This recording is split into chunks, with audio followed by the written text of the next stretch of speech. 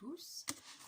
Alors aujourd'hui, j'ai décidé de créer ma propre chaîne YouTube, donc qui sera consacrée au diamond painting et d'autres activités que je fais à côté, comme par exemple la broderie, plein de choses dans le domaine du manuel. Donc aujourd'hui, on se retrouve pour, je vais vous montrer la toile que je suis en train de faire. J'en attends d'autres encore. C'est le château de Disney. J'essaierai de vous insérer une petite image à côté pour bien que vous la voyez, etc. Donc c'est le château de Disney en 55 par 70. Elle est très très grande. Au montage, je me suis rendu compte que ça faisait vraiment beaucoup de bruit, donc j'ai décidé de vous couper le son pour que ça soit plus agréable pour vous. Bon, je n'arriverai pas à tout vous montrer, mais elle est très grande quand même. C'est mon plus grand DP, mon deuxième DP. Alors j'en avais déjà fait un premier, c'était un Dumbo. Voilà, j'avais fait celui-là. Ça c'était mon premier. Je vous mettrai en barre d'infos les vendeurs du premier et du deuxième. Alors celui-là c'est le vendeur, c'est Glisten Store. Je sais pas si je le prononce bien, mais c'est lui.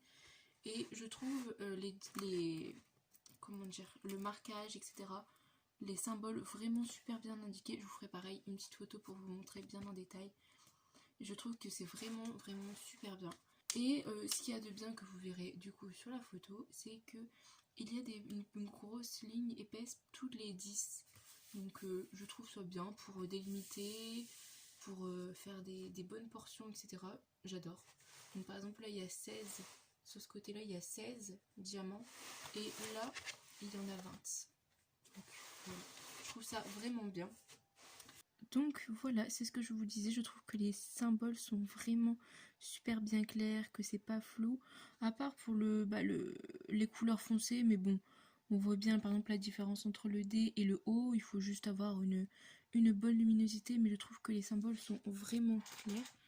Comme ici, on peut bien les voir, etc. C'est bien distinctif. Donc sur ça, je vous recommande vraiment ce vendeur. Je vais vous montrer aussi ma façon de travailler, de ranger, etc. Donc j'ai une petite boîte, j'en attends une nouvelle. Alors déjà j'ai un élastique pour enrouler ma toile parce que c'est vraiment...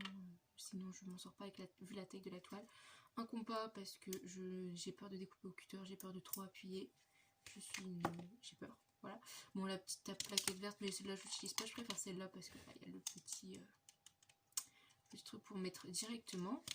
Là j'ai 2 pains de colle, enfin de cire, 3 stylets, les embouts multiplaceurs, une pince à épiler, mais pareil j'en attends une autre parce que celle-là c'est pas une pince qui est faite pour ça, mais bon.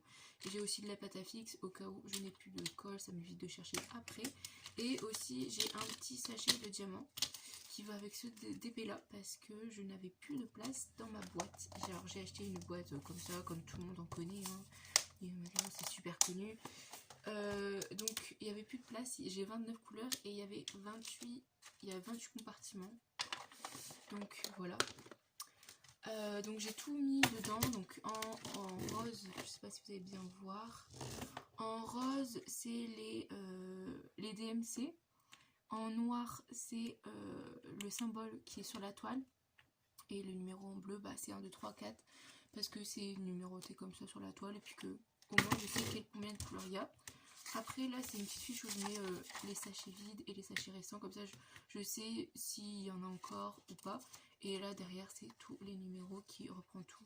Parce qu'il n'y avait pas de feuille de route. Donc je mets ça devant moi. Après j'ai une petite poubelle à côté à disposition. Par exemple si un diamant qui est mal taillé, les petits bouts de plastique que j'enlève. Et là un sachet que j'ai cassé. Donc je l'ai jeté. Hein. Ça n'a rien emmerdé. Donc j'ai une petite poubelle à côté. Là j'ai un petit carnet à diamond painting.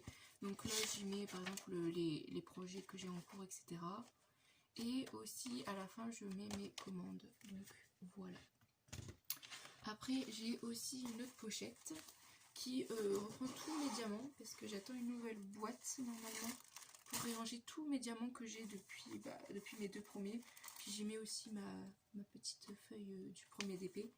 Donc là dedans j'ai plein de petits morceaux de mon ancien DP qui me permet, par exemple si je fais une grosse zone, de pouvoir m'appuyer et éviter de coller partout.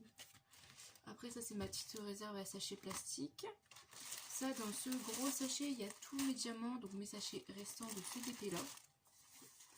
Et ensuite j'ai des petites étiquettes pour les petits compartiments. Et là c'est tous mes sachets, mes diamants qui me restent de l'autre, que je devrais trier du coup.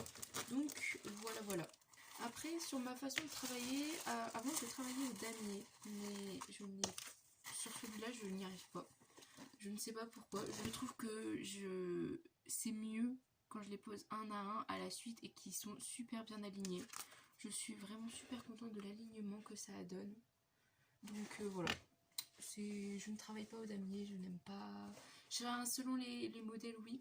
Pareil, j'ai essayé avec mon ancien DP de faire au multiplaceur. Je trouve que ça se voit énormément, je n'aime pas ça du tout. Donc maintenant je travaille un à un et ça fait très bien l'affaire. C'est plus long mais on prend plus de plaisir à le faire. Donc voilà, c'est mon petit espace de travail. Donc voilà, ça va être tout pour cette première vidéo. Si vous voulez plus d'informations sur d'autres types de vidéos, si vous préférez que je me filme en train de faire du DP, savoir comment je prépare mes zones, etc. Vous m'écrivez un petit commentaire et je verrai ce que je peux faire. Donc voilà.